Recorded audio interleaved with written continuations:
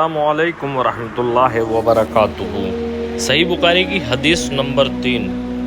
نبی کریم صلی اللہ علیہ وسلم پر وحی کی شروعات دور اچھے سچے اور پاکیزہ خوابوں سے شروع ہوا۔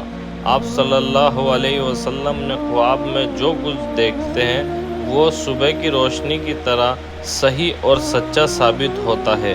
پھر قدرت کی طرف سے آپ صلی اللہ علیہ وسلم تنہائی پسند ہو گئے اور آپ صلی اللہ علیہ وسلم نے غار حرا میں خلوت نشینی یعنی کہ ایکانتواس اختیار فرمائی اور کئی دن اور رات وہاں مسلسل عبادت اور یاد الہی اور ذکر اور فکر میں مشغول رہتے۔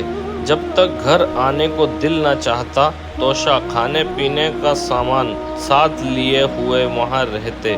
توشہ ختم ہونے پر ہی بیوی محترمہ خدیجہ رضی اللہ عنہ کے پاس تشریف لاتے اور کچھ توشہ ساتھ لے کر پھر وہاں جا کر خلوت گزی یعنی ایکانتواسی ہو جاتی۔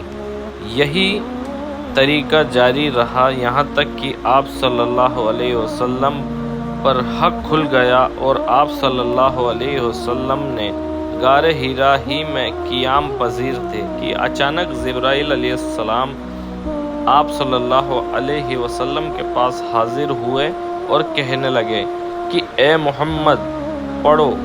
آپ صلی اللہ علیہ وسلم فرماتے ہیں کہ میں نے کہا کہ میں پڑھنا نہیں جانتا۔ آپ صلی اللہ علیہ وسلم فرماتے ہیں کہ فرشتے نے مجھے پکڑ کر اتنے زور سے بھینچا کہ میری طاقت جواب دے گئی، پھر مجھے چھوڑ کر کہا کہ پڑھو۔ میں نے پھر وہی جواب دیا کہ میں پڑھا ہوا نہیں ہوں۔ اس فرشتے نے مجھ کو بہت ہی زور سے بھینچا کہ مجھ کو سخت تکلیف محسوس ہوئی، پھر اس نے کہا کہ پڑھ۔ میں نے کہا کہ میں پڑھا ہوا نہیں ہوں۔ فرشتے نے تیسری بار مجھ کو پکڑا اور تیسری مرتبہ پھر مجھ کو بھینچا، پھر مجھے چھوڑ دیا اور کہنے لگا کہ پڑھو۔ اپنے رب کے نام کی مدد سے جس نے پیدا کیا اور انسان کو خون کی فٹکی سے بنایا، پڑھو اور آپ کا رب بہت ہی مہربانیاں کرنے والا ہے۔ اس لیے یہی آیتیں آپ صلی اللہ علیہ وسلم جبرائیل علیہ السلام سے سن کر اس حال میں غار حرا سے واپس ہوئے کہ آپ صلی اللہ علیہ وسلم کا دل اس انوکھے واقعے سے کانپ رہا تھا۔ آپ صلی اللہ علیہ وسلم خدیجہ رضی اللہ عنہ کے یہاں تشریف لے کر آئے اور فرمایا کہ مجھے کمبل اوڑھا دو، مجھے کمبل اوڑھا دو۔ لوگوں نے آپ صلی اللہ علیہ وسلم کو کمبل اڑا دیا۔ جب آپ صلی اللہ علیہ وسلم کا ڈر جاتا رہا تو آپ صلی اللہ علیہ وسلم نے اپنی بیوی محترمہ خدیجہ رضی اللہ عنہ کو تفصیل کے ساتھ یہ واقعہ سنایا اور فرمانے لگے کہ مجھ کو اب اپنی جان کا خوف ہو گیا ہے۔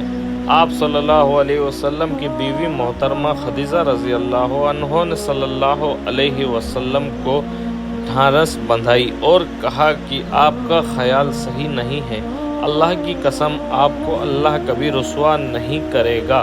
آپ تو بہترین اخلاق کے مالک ہیں، آپ تو کنبہ پرور ہیں، بے کسوں کا بوجھ اپنے سر پر رکھ لیتے ہیں، مفلسوں کے لیے اپنے آپ کماتے ہیں، مہمان نوازی میں آپ بے مثال ہیں اور مشکل وقت میں آپ حق کا ساتھ دیتے ہیں۔ ایسی خوبیوں والا انسان اس طرح بے وقت ذلت اور خواری کی موت نہیں پا سکتا۔ پھر مزید تسلی کے لیے خدیجہ رضی اللہ عنہ آپ صلی اللہ علیہ وسلم کو ورقہ بن نوفل کے پاس لے گئی جو ان کے چچا زاد بھائی تھے اور زمانہ جاہلیت میں نصرانی عیسائی مذہب اختیار کر چکے تھے اور عبرانی زبان کے کاتب تھے۔ چنانچہ انجیل کو بھی حسب منشائے خداوندی عبرانی زبان میں لکھا کرتے تھے۔ انجیل سریانی زبان میں نازل ہوئی ہے، پھر اس کا ترجمہ عبرانی زبان میں ہوا۔ ورقہ اسی کو لکھتے تھے۔ وہ بہت بوڑھے ہو گئے تھے، یہاں تک کہ آپ کی آنکھ کی روشنی بھی رخصت ختم ہو چکی تھی۔ خدیجہ رضی اللہ عنہ نے ان کے سامنے آپ صلی اللہ علیہ وسلم کے حالات بیان کیے اور کہا کہ اے چچا زاد بھائی، اپنے بھتیجے محمد صلی اللہ علیہ وسلم کی زبانی ذرا ان کی کیفیت سن لیجئے۔ وہ بولے کہ بھتیجے، آپ نے جو کچھ دیکھا اس کی تفصیل سناؤ۔ چنانچہ آپ صلی اللہ علیہ وسلم نے اول سے آخر تک پورا واقعہ سنایا، جسے سن کر وربا بے اختیار ہو کر بول اٹھے کہ یہ تو وہی ہستی پاک باز فرشتہ ہے جسے اللہ نے موسیٰ علیہ السلام پر وحی دے کر بھیجا تھا۔ کاش میں آپ کے اس عہد نبوت کے شروع ہونے پر جوان عمر ہوتا، کاش میں اس وقت تک زندہ رہتا جبکہ آپ کی قوم آپ کو اس شہر سے نکال دے گی۔ رسول اللہ صلی اللہ علیہ وسلم نے یہ سن کر تعجب سے پوچھا کہ کیا وہ لوگ مجھ کو نکال دیں گے، حالانکہ میں تو ان میں سچا اور امین اور مقبول ہوں؟ ورقہ بولے، ہاں یہ سب کچھ سچ ہے، مگر جو شخص بھی آپ کی طرح بات حق لے کر آیا، لوگ اس کے دشمن ہی ہو گئے۔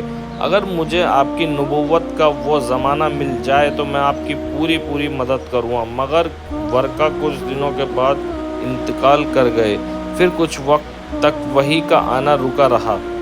دوستو، اگر ویڈیو اچھی لگی ہو تو چینل کو سبسکرائب ضرور کرنا، لائک ضرور کر دینا، شیئر ضرور کر دینا۔